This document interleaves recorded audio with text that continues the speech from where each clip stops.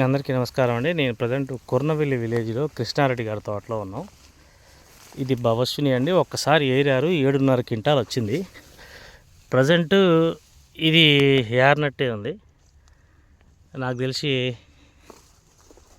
ఇది కుంటకు క్వింటనాలు కూడా అయ్యేటట్టుంది.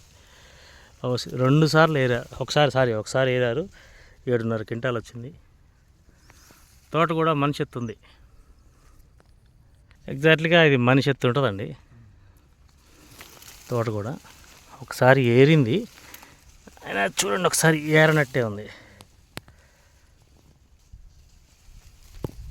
ఒకసారి ఇది వీడియో చూడండి రైతులారా, మీరు అందరికీ ఒకటే చెప్పేది, భవస్విని అనేది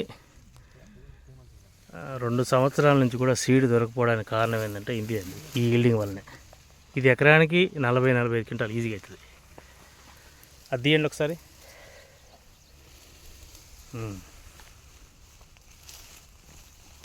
ఇది తీయండి, ఇది ఒకసారి తీయండి.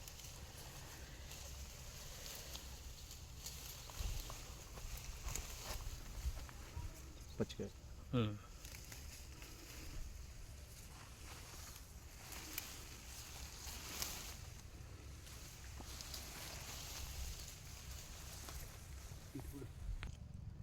కాయ కూడా కలర్ రెడ్గా ఉంది మంచిగా.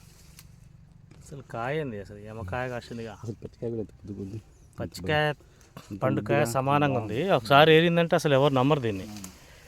ఎకరానికి 7.5 క్వింటాల్ ఉన్న రైతు అసలు నీళ్ళు పెడుతున్నాడు, మనం అందుబాటులో లేకపోయాడు.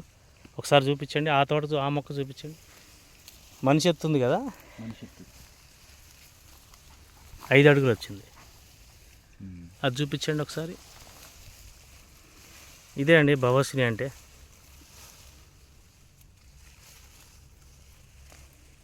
అందుకే రైతు సోదరులందరూ కూడా మంచి రకం మేలు రకం విత్తనాలు భవస్విని ఎంచుకోవాలని కోరుకుంటున్నాం. ఓకే అండి, థ్యాంక్ యూ.